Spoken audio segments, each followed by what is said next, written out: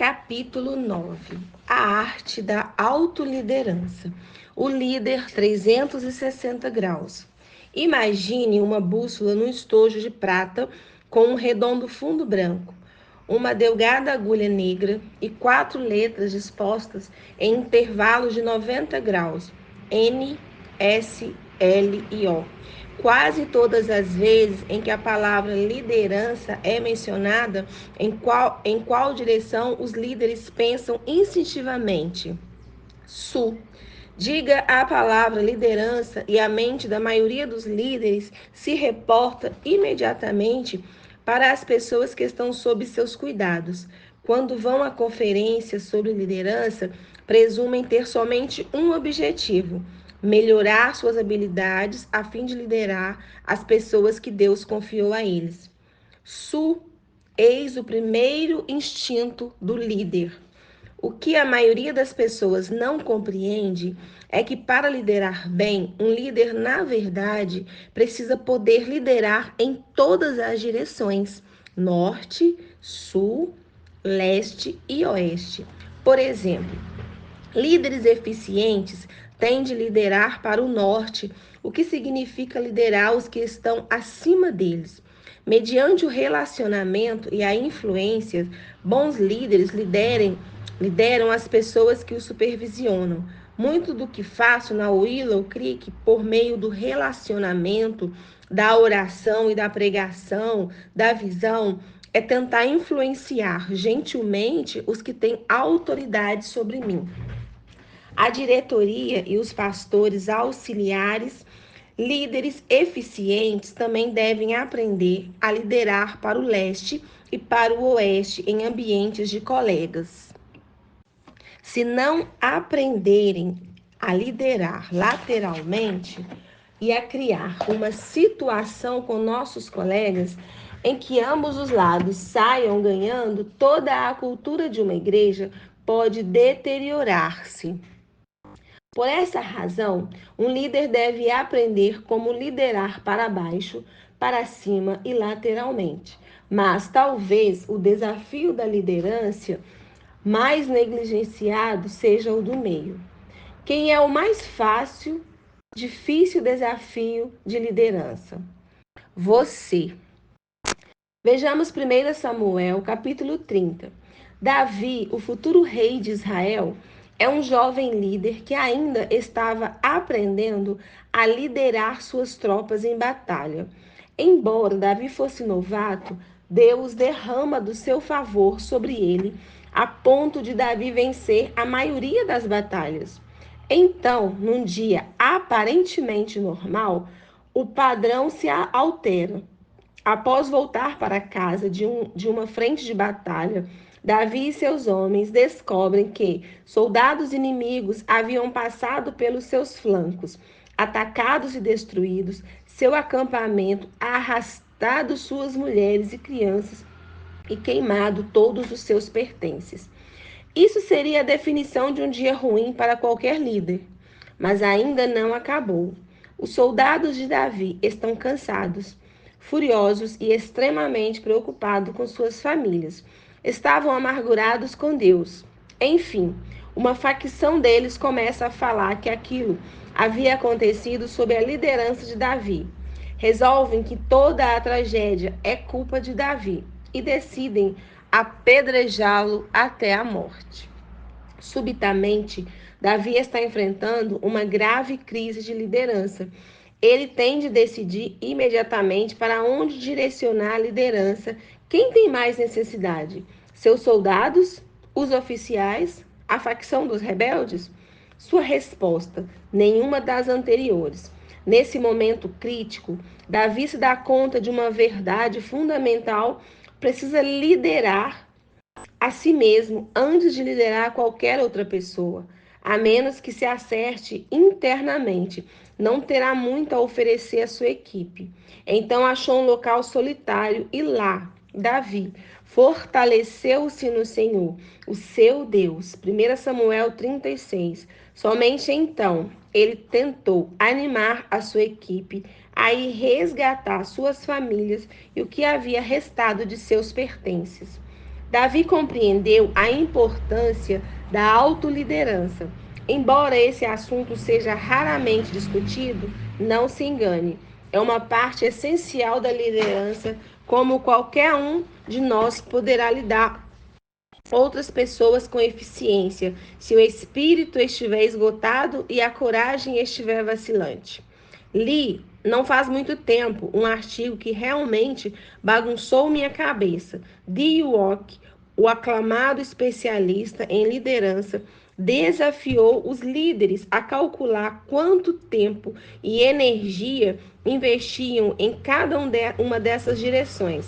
Na liderança de pessoas sob seus cuidados, S, na liderança de pessoas acima deles, N, na liderança de pessoas lateralmente, L e O, e na liderança de si mesmos. Uma vez que ele vem pensando e escrevendo sobre liderança há mais de 20 anos e foi laureado pelo Business Hall of Fame, e eu estava ávido para adquirir a sabedoria dele. A sua recomendação é o gerenciamento de si mesmo, que deveria ocupar 50% do nosso tempo e o melhor das nossas habilidades. E quando fazemos isso, os elementos éticos, morais e espirituais do gerenciamento não têm como ser ignorados. Estava aturdido. Ele realmente queria dizer isso? Que deveríamos dedicar 50% do nosso tempo à autoliderança e dividir os 50 restantes entre liderar acima, abaixo e lateralmente? As porcentagens que sugeriu, me incomodaram tanto que não consegui terminar de ler o artigo. Enfiei-o na gaveta da minha mesa para que as suas ideias descansassem por um pouco na minha mente. Enquanto descansavam, li um artigo de Daniel Goleman, autor do livro de enorme sucesso Inteligência Emocional. Desde o lançamento daquele livro, Goleman tem passado a maior parte do seu tempo analisando por que uma pequena porcentagem dos líderes desenvolve todo o seu potencial, enquanto a maioria atinge um patamar muito aquém do que se espera deles. Sua conclusão? A diferença tem a ver com você acertou, a autoliderança. Ele chama isso autocontrole emocional. De acordo com Goleman, essa forma de autocontrole é exibida pelos líderes quando perseveram na liderança, apesar de uma esmagadora oposição e do desencorajamento quando se recusam a desistir em momentos de crise. Quando conseguem controlar um ego angustiado e quando se mantêm concentrados na sua missão, em vez de serem distraídos pelos planos de outras pessoas. Goleman sustenta que líderes excepcionais se distinguem dos outros porque conhecem seus pontos fortes, seus limites e suas fraquezas. Enquanto lia os dados corroborantes de Goleman, pensei, talvez as porcentagens de DeWolf não sejam assim tão absurdas. Relembre os 5 primeiros capítulos do Evangelho de Marcos. Lembra-se do patrão de Jesus, uma atividade ministerial intensa, rapidamente seguida de momentos reservados para reflexão, oração, jejum e solidão. Jesus repetiu esse padrão ao longo de todo o seu ministério. Nas nossas palavras, Jesus estava praticando a arte da autoliderança. Ele sabia que precisava ir a um lugar calmo e se reajustar. Sabia que precisava lembrar a si mesmo quem ele era e o quanto o Pai o amava. Mesmo Jesus precisava se dedicar regularmente a manter claro seu chamado, a evitar desvios em sua missão e a manter a distração, o desencorajamento e a tentação à distância. Isso é autoliderança. E ninguém, digo ninguém, pode fazer isso por nós. Todo líder tem de fazer esse trabalho sozinho, e isso não é fácil. Na verdade, Dee Walk afirma que, por ser um trabalho tão duro, é evitado pela maioria dos líderes. Preferimos tentar inspirar ou controlar o comportamento dos outros a enfrentar a rigorosa tarefa de refletir a nosso respeito e de crescer interiormente. Há alguns anos, um destacado líder cristão desqualificou-se para o ministério. Um artigo publicado descreveu a sua renúncia. Ele afundou como uma pedra, derrotado, desiludido, zangado e deprimido, não sendo bom nem para si, nem para as pessoas que amava. Quando esse pastor finalmente escreveu publicamente sobre a sua experiência, ele disse: no final, já não podia nem dormir à noite. Outra onda de vidas destruídas bateria na porta da igreja. Descobri que já não tinha mais compaixão suficiente por elas. Tornei-me por dentro furioso, furioso e furioso. Muitas pessoas ainda tentam imaginar o que pode ter me acontecido. Elas pensam que tive uma crise de fé. Na verdade, simplesmente tive um colapso interno. Dee Walk provavelmente sugeriria que ele havia falhado no teste de autoliderança. Antes do seu desastre, ele deveria ter separado um tempo para reagrupar, refletir e reajustar. Ele deveria ter tirado uma liderança e buscado aconselhamento cristão. Daniel Goleman teria dito que essa pessoa perdeu seu autocontrole emocional e ele acabou pagando um alto preço. Nunca vou me esquecer do dia em que 3 sábios conselheiros vieram falar comigo em nome da igreja. Eles disseram: Bill, houve 2 períodos nos 20 primeiros anos da história da Willow Creek em que você admitiu não estar na sua melhor forma como líder. Um nos anos finais de 1970 e outra no início da década de 1990. Os dados dizem que a Willow Creek pagou muito caro pelo seu infortúnio na liderança. Custou a todos nós mais do que você jamais saberá. Em seguida, disseram as palavras que jamais esquecerei. O melhor presente que você pode dar às pessoas que lideram aqui na Willow é você mesmo. Saudável, vigoroso, completamente dedicado e concentrado. E ninguém pode fazer isso acontecer na sua vida além de você. Cabe a você fazer as escolhas certas para poder dar o melhor de si. Enquanto falavam, o Espírito Santo estava dizendo: eles estão certos, Bill. Eles estão certos. Uma vez que sei o que está em risco, agora pergunto regularmente a mim mesmo várias coisas relativas à autoliderança. Tenho certeza do meu chamado? No que se refere a esse assunto, sou da velha guarda. Creio realmente que qualquer um que leve sobre si o nome de Jesus, seja pastor, seja leigo, tem um chamado. Todos devemos nos render e nos disponibilizar por completo para Deus. Devemos todos nos perguntar: qual é a minha missão, Deus? Onde você quer que eu sirva? Qual papel você quer que eu assuma em seu grande espetáculo do reino de Deus? Lembra-se do que Paulo disse a respeito do seu chamado.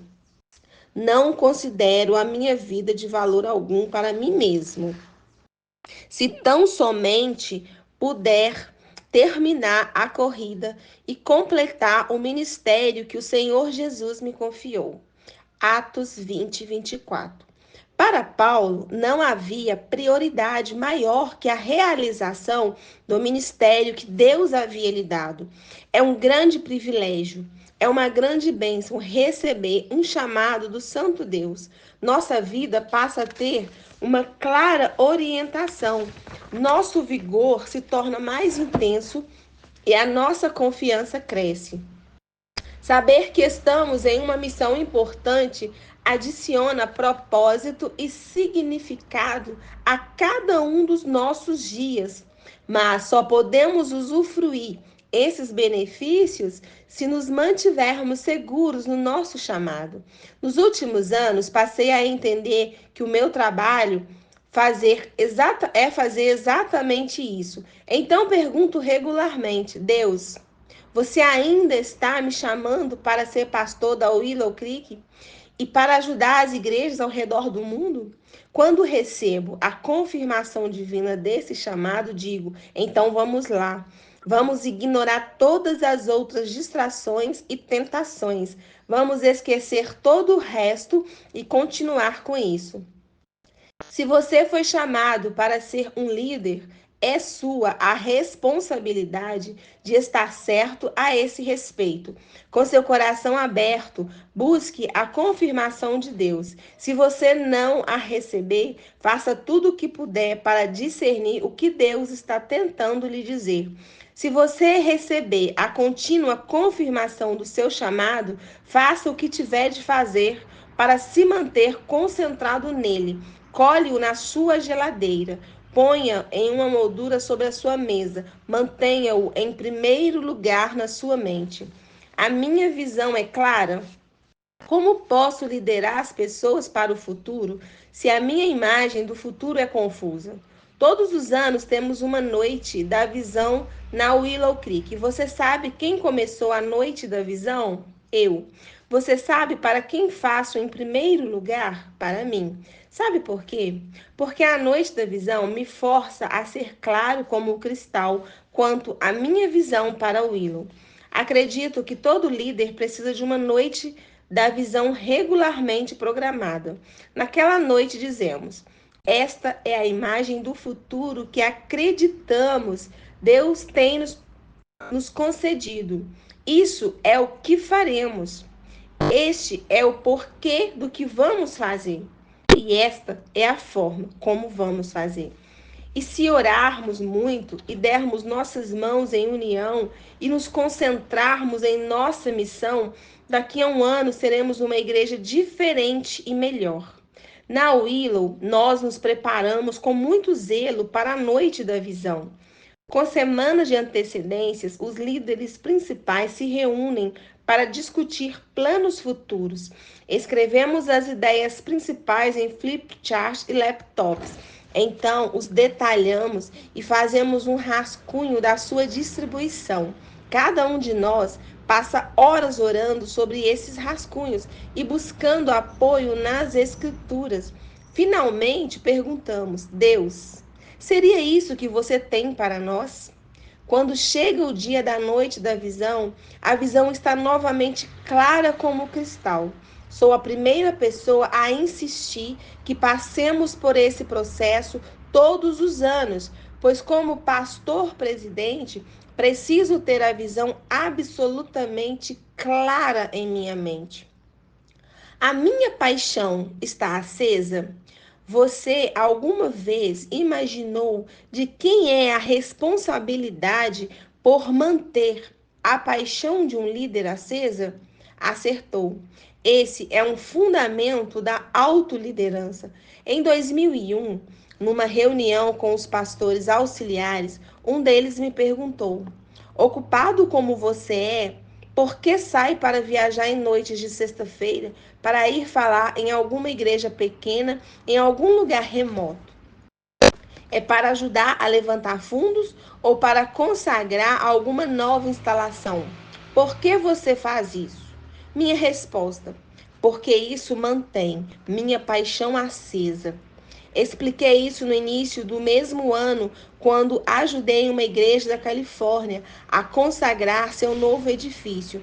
Ao entrar em seu novo auditório, um rapaz me levou para o canto de seu espaço local e levantou o carpete para me mostrar um local no concreto onde todos os que pertenciam ao núcleo da igreja haviam escrito o nome de seus amigos e familiares que estavam longe de Deus.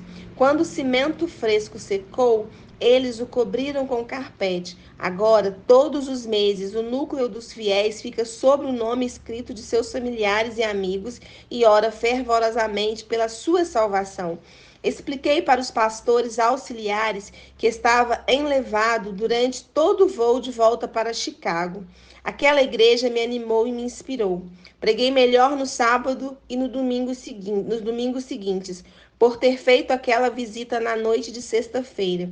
Compreendi que minha paixão tem de estar incandescente antes que possa querer que a Willow a entenda. Por isso, tenho de mantê-la acesa. Se ajudar as igrejas esforçadas nas noites de sexta-feiras ajuda-me a mantê-la acesa, então é melhor limpar a minha agenda e fazer disso uma prioridade. Fazemos centenas de conferências por intermédio da Associação Willow Creek. Algumas vezes, os pastores presidentes de igrejas emergentes me puxam para o lado e cochicham. Tenho de vir aqui 1 ou 2 vezes por ano, só para manter minha chama acesa. Parecem envergonhados de ir ao Willow tão frequentemente, como se fosse um sinal de fraqueza. Digo a eles: você é um líder, faz parte do seu trabalho manter sua paixão acesa. Faça o que tiver de fazer. Leia o que tiver de ler. Vá aonde tiver de ir para fazer isso e não se desculpe com ninguém. Estou desenvolvendo meus dons? Teste surpresa. Quais são os seus principais dons espirituais? Se você não puder enunciá-los tão rapidamente quanto o seu nome, endereço e número de telefone, sou tentada a dizer: você precisa levar uma sacudida. Antes de você escrever um bilhete dizendo-me que fiz você se sentir mal, preciso lhe explicar que, quando se trata dessa questão, sofro de síndrome de deficiência de compaixão. Talvez precise de remédios ou de um tempo de análise, mas tenho muito pouca compaixão por líderes confusos a respeito de seus dons espirituais. Líderes devem saber quais dons lhes foram concedidos e em que ordem. A Bíblia ensina que todos os líderes terão de prestar contas diante de Deus pelo desenvolvimento de cada um dos seus dons, ao máximo no potencial que lhe foi concedido. Deus me confiou 3 dons. Algumas pessoas receberam 5, 6 ou 7. Tenho apenas 3: liderança, evangelismo e ensino. Mas sei que fui chamado por Deus para desenvolvê-lo e expandi-los da melhor forma que puder. É por isso que leio tudo o que posso e que digo a respeito a esses dons e passo o maior tempo possível com pessoas que sejam melhores do que eu nessas 3 áreas. Nunca me esqueço disto. Algum dia vou estar perante Deus e prestar contas sobre como desenvolvi o que Ele me confiou. Quando essa hora chegar, realmente quero receber seu elogio por ter sido fiel em cada uma dessas áreas. Companheiros líderes, vocês estão se aplicando para desenvolver seus dons da melhor forma que podem? A autoliderança exige que o façamos. Meu caráter está submisso a Cristo? A liderança também requer qualidade moral. Os seguidores só acreditarão em líderes que exibem o mais alto nível de integridade. As pessoas não seguirão um líder com inconsistências morais por muito tempo. Todas as vezes que você compromete o caráter, compromete também a liderança. Algum tempo atrás, um dos nossos funcionários ficou frustrado em seu papel de liderança, porque algumas pessoas sob sua liderança pareciam não querer cooperar.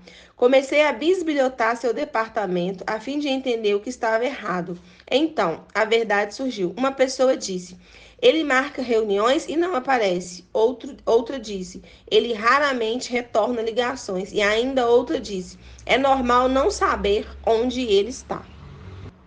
Marquei uma reunião com aquele líder e verifiquei a avaliação de seus companheiros de equipe. Eu olhei diretamente nos olhos e disse: vamos deixar uma coisa clara.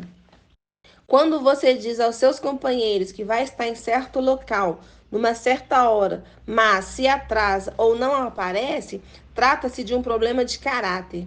Quando você promete retornar uma ligação e então se esquece de fazê-lo, isso faz as pessoas se sentirem desvalorizadas. Quando seus companheiros de equipe não sabem onde você está durante o expediente, isso corrói a confiança. Você tem de dar um jeito nisso ou teremos de transferi-lo. Através dos anos, tenho visto que, se a questão do caráter fica comprometida, isso prejudica toda a equipe e acaba por abalar a missão. Quem quer ser um líder que desmoraliza a tropa e prejudica a causa? Certamente não quero. Por isso, regularmente, canto a canção de Rory Noland, nos momentos que fico a sós com Deus. Espírito Santo, assume o controle. Assuma meu corpo, mente e alma. Mostre-me qualquer coisa que não o agrade, qualquer coisa que o entristece. Espírito Santo, assuma o controle. De quem é a tarefa de preservar o caráter de um líder? É a tarefa do líder, é claro. Meu orgulho foi subjugado? Em 1 Pedro 5,5 diz: Deus se opõe aos orgulhosos, mas concede graça aos humildes. Você sabe do que Pedro está falando? De que, como líderes, temos uma escolha. Queremos a oposição de Deus enquanto lideramos ou queremos sua graça e seu favor? Se você for um marinheiro, sabe como é difícil navegar de barlavento.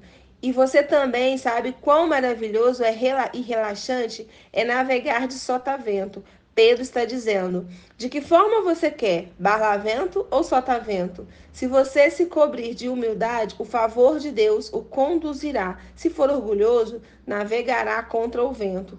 Você quer saber qual a melhor forma de descobrir se o seu orgulho está afetando a sua liderança? Pergunte. Pergunte aos colegas de equipe, pergunte às pessoas em seu grupo menor, pergunte ao seu cônjuge, pergunte aos pastores auxiliares ou à sua diretoria, pergunte aos seus amigos. Você alguma vez já sentiu um espírito orgulhoso na minha liderança? As palavras que falo transmitem um espírito de arrogância? Se você não puder nem fazer uma pergunta como essa, então provavelmente tem um problema com orgulho. Isso não é problema se você gosta de navegar contra uma parede de vento. Como é melhor ter um espírito humilde e ser levado por Deus. Se você tem um problema com orgulho, não o ignore. Ore pela ajuda do Espírito Santo. Converse com mentores sábios. Visite um conselheiro. Faça o que tiver de fazer para subjugar seu orgulho. Faz parte do seu trabalho. Estou derrotando o medo? O medo pode ser imobilizador. Algumas vezes pergunto a pastores que estão aflitos pelo fato de suas igrejas estarem morrendo. Por que você não introduziu mudanças? Pergunto a líderes empresariais que estão hesitando em lançar um novo produto. Por que você não foi adiante? Pergunto a líderes políticos que ficam falando bobagens a respeito de assuntos sobre os quais dizem ter uma opinião firme. Por que você não toma uma postura pública? Frequentemente, a resposta é: porque tenho medo. O medo imobiliza e neutraliza os líderes. Acredite, não estou livre que o medo venha bagunçar as decisões que tomo. Lembro-me de uma manhã de 2000, quando ficou claro para mim que precisávamos lançar uma programação de construção de 70 milhões de dólares. Nossa visão para o futuro era clara. Os pastores auxiliares, o corpo de diretores e a equipe de administração já haviam aprovado. O próximo passo da equação era eu ter a coragem de lançar a fase pública do empreendimento. Mas você sabe o que está girando na minha cabeça? No instante em que você for a público com uma campanha de 70 milhões de dólares, não há como voltar atrás. Ou vai ou racha.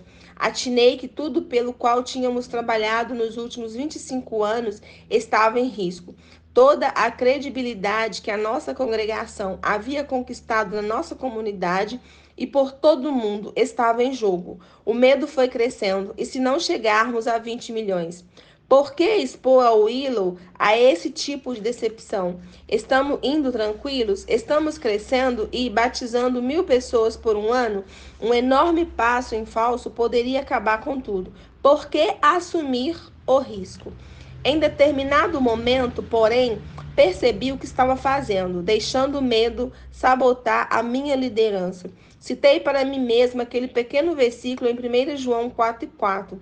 Aquele que está em vocês é maior do que aquele que está no mundo. Perguntei a mim mesmo: Deus falou comigo? Ele deixou clara essa direção? Ele ainda vai me amar se eu falhar? Ainda vou para o céu se tudo isso der errado? Não foi fácil, mas no final encontrei coragem para seguir na fé. É função do líder lidar com o medo de forma que ele não sabote a nossa missão. Os problemas interiores estão prejudicando minha liderança? Todos nós já experimentamos ofensas, perdas e decepções no passado. Essas rupturas ajudaram a formar ou deformar que somos hoje. Acho graça das pessoas que dizem: os problemas da minha família de origem não me afetaram, ou nada no meu passado influencia a minha vida atual. Líderes que ignoram a sua realidade interior tomam frequentemente decisões insensatas que trazem graves consequências para as pessoas que lideram. Frequentemente não se apercebem do que os levou a tais decisões. Alguns pastores não percebem que sua luta com a grandiosidade os leva a tomar decisões que escravizam toda a congregação a uma programação que não pertence a Deus. É uma programação que sai da sua necessidade para ser maior que algo, melhor que alguma coisa e mais grandiosa que tudo. Outros líderes não resistem à ânsia de agradar a todos. Toda semana fazem uma pesquisa para saber a sua avaliação e então se comportam de acordo. Quem é responsável pelo tratamento e pela solução de nossos problemas interiores, de modo que as nossas igrejas não sejam influenciadas negativamente pelo nosso lixo? Você é, eu sou. Já passei muito tempo em um consultório de aconselhamento cristão. Ainda mantenho contato com 2 conselheiros cristãos. Até hoje, mantenho uma lista de indagações a respeito de meus aspectos confusos. Perguntas como: por que eu disse isso? Porque fui autoritário com aquela pessoa? Por que cedi naquela situação quando precisava ser firme? É minha responsabilidade resolver essas coisas com um amigo, um diretor espiritual ou um conselheiro cristão. A autoliderança também exige isso. Meu ritmo é sustentável? Como mencionei anteriormente, cheguei perto de uma sobrecarga emocional no início de 1990. Basta dizer que não estava praticando a autoliderança. Não compreendia o principal da sustentabilidade, por isso fritei minhas emoções, abusei dos meus dons espirituais, danifiquei o meu corpo, negligenciei a minha família e amigos e fiquei por um fio para me tornar uma estatística ministerial. Lembro-me de estar sentado em um restaurante e escrever: o ritmo no qual estou fazendo a obra de Deus está destruindo a obra de Deus em mim. Então, ainda sentado, abaixei a minha cabeça sobre o meu caderno e chorei inconsolavelmente. Depois de ter secado minhas lágrimas, disse: Deus, o que está acontecendo aqui? Senti o Espírito Santo dizendo: Bill, quem tem uma arma na sua cabeça? Quem está lhe forçando a morder além do que pode mastigar? Quem o está obrigando a se comprometer mais que o necessário? De quem você espera aprovação, confirmação e aplauso além de Deus? O que o faz viver dessa forma? As respostas eram mais que preocupantes, eram devastadoras. Os pastores auxiliares a quem presto contas não eram a causa do meu problema de ritmo, nem era o corpo de diretores, o staff, a minha família ou os meus amigos. Todo o meu problema de ritmo era causado por mim mesmo. Senti-me completamente naquele restaurante barato em South Haven, Michigan, louco da vida, por não poder culpar mais ninguém pela minha exaustão e pelo meu entorpecimento emocional. É um sentimento terrivelmente solitário, não ter ninguém a quem culpar. É muito desagradável perceber que, para achar a cara mal, basta você olhar no espelho. A verdade que todos temos de aceitar é que a única pessoa que pode montar uma programação sustentável para nós somos nós mesmos. Todos os meses, durante 15 anos, estive assoberbado e a minha vida esteve fora de controle. Bem no fundo, ficava pensando: por que os pastores auxiliares não me salvam? Por que os meus amigos não me salvam? As pessoas não veem que estou morrendo? Por fim, a voz da autoliderança falou a verdade ao meu ouvido. É sua a responsabilidade de criar um planejamento sustentável e de se prender a ele todos os dias. Pela graça de Deus, acabei resolvendo como proceder e agora, 12 anos mais tarde, posso honestamente dizer que o ritmo do meu ministério e da minha vida é sustentável e sou mais feliz que em qualquer outra época da minha vida. Sou grato pelo meu ritmo mais realista, não apenas por minha causa, mas também por causa da minha esposa. Nós, líderes, seremos ingênuos se acreditarmos que podemos viver em um ritmo doentio sem causarmos dor aos que nos são mais próximos. Pelo fato de Laines ser comprometida de todo o coração com o ministério da igreja local, ela sempre deu o melhor de si para suportar tanto meu trabalho na Willow como minhas viagens domésticas e internacionais. Entretanto, o desequilíbrio da minha vida fez que a tarefa de me apoiar fosse muito mais árdua do que deveria ser. Ela acabou arcando sozinha com demasiadas responsabilidades da família e do lar, limitando consideravelmente o tempo e a energia que dispunha para desenvolver seus dons e seu ministério. Conscientemente comprometi meu tempo com meus filhos, sabendo que não podia esperar que aceitassem um pai ausente. Mas, como muitos pastores, esperei que a minha esposa compreendesse e aceitasse meu extremo comprometimento com a obra de Deus. Aquilo foi um erro, uma mancada da minha autoliderança. O nosso casamento sofreu, como qualquer casamento, preso na pressão de um ritmo insano. Pela graça de Deus, aquela época já passou. Nós nos alegramos nos vínculos estreitos que temos com nossos filhos adolescentes, bem como no verdadeiro renovo do nosso relacionamento. Para nós, os bons e velhos tempos são hoje, e o futuro parece brilhante. Não teríamos chegado onde chegamos, entretanto, se eu não tivesse enfrentado a minha agenda. Líderes, ouçam-me, por favor. Vocês têm de esquecer a ilusão de que alguém lá fora tem o dever de resgatar vocês. Estabelecer um ritmo sustentável para suas vidas não é trabalho para mais ninguém além de vocês. Então, façam-no a sua vida, o seu ministério, o seu casamento, a sua família. Todos dependem disso. Meu amor por Deus e pelas pessoas está aumentando. Você tem se lembrado recentemente de quem é o trabalho de avivar as chamas do seu amor? É trabalho da igreja? É trabalho da sua esposa? É trabalho do seu grupo menor? Não, é seu trabalho. O meu trabalho nos certificarmos de que o amor que temos por Deus e pelas outras pessoas esteja aumentando. Ninguém pode fazer isso por nós. O capítulo 11 é dedicado à questão de aprofundarmos nosso relacionamento com Deus. Por isso, nas últimas páginas deste capítulo, gostaria de abordar a segunda parte da questão do amor, amar os outros. Se é verdade, como afirmei no capítulo 8, que as pessoas são o maior tesouro de Deus, logo conclui-se que também devem ser nosso maior tesouro. E se não E se são nosso maior tesouro, nosso coração deve estar transbordante de amor por eles.